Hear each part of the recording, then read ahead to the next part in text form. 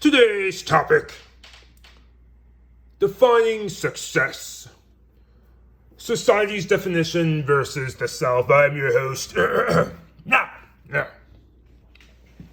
everybody wants to be successful. And there's constant complaining about the wealth inequality, the gap between the rich and the poor, because, everybody on this planet deserves to be filthy rich at the exact same time, okay? But we must remember that the only reason you are poor is because somebody else is rich, and vice versa.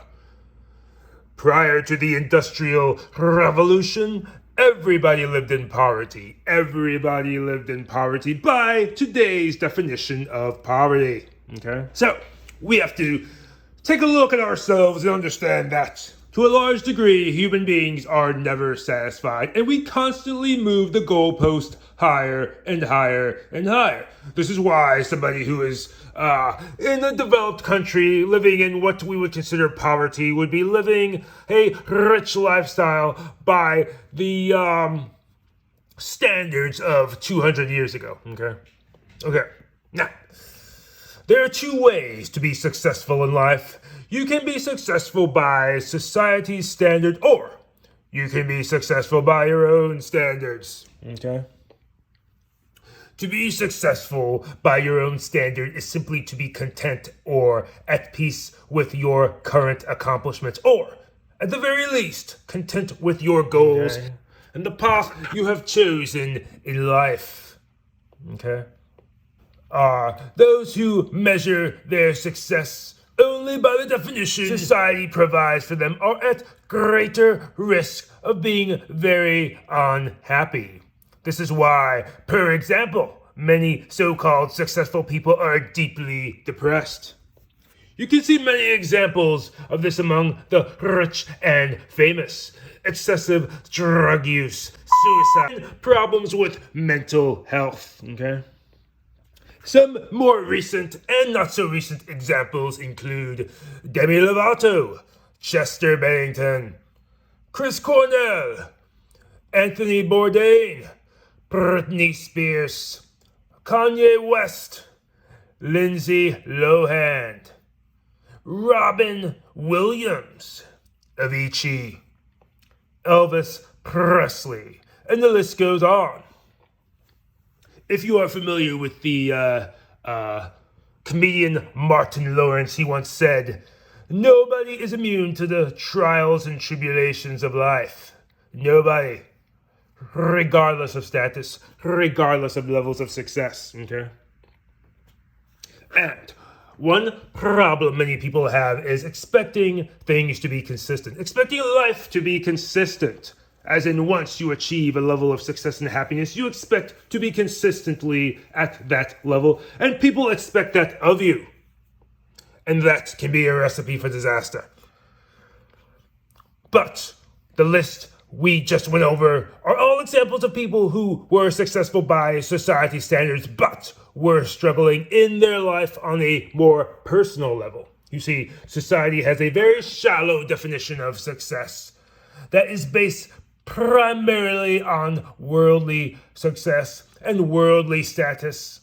That is based primarily on worldly status rather than inner peace. Okay? Now, only the individual in the end can decide what living your best life really means. Living your best life is a very popular phrase people like to use. But only the individual can decide what that means. For some, it can simply be living on a farm, while for others, it can be travel in the world.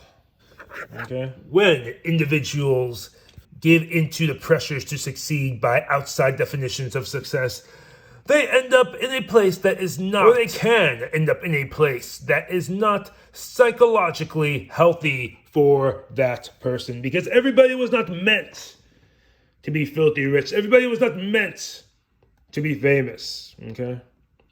And for some, that lifestyle is not appropriate for their natural mental and physical disposition. With fame, fortune, and status comes a host of new problems that many don't think about. there is competition, the pressure to be consistent, enemies trying to tarnish your image, and, of course, the inevitable decline, okay? The inevitable decline.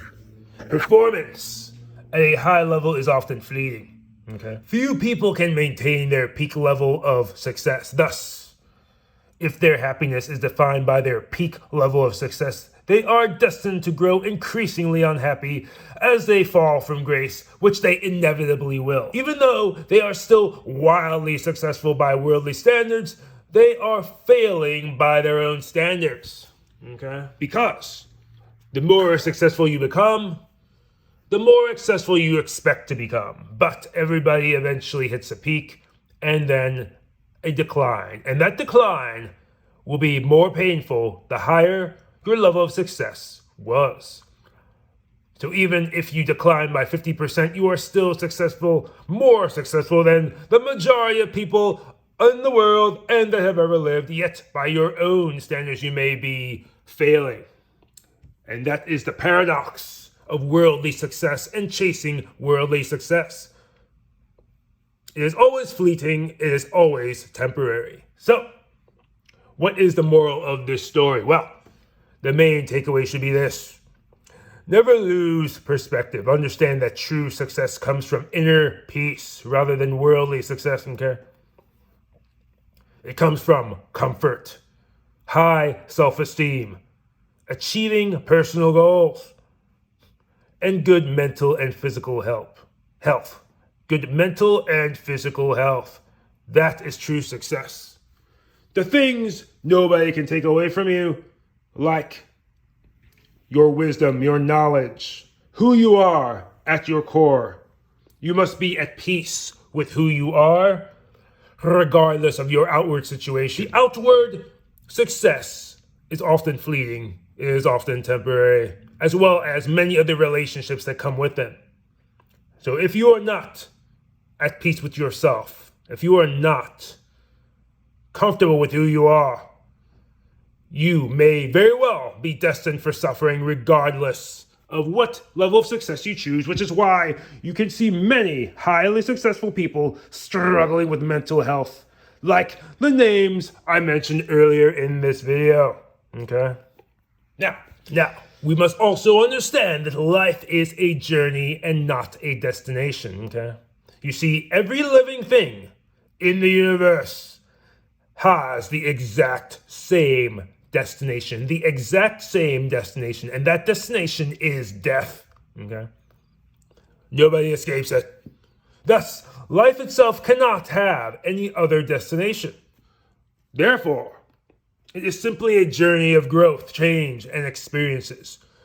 One must enjoy the ride because we all end up in the same place, okay? Please like, comment, and subscribe to this channel. You will subscribe to this channel.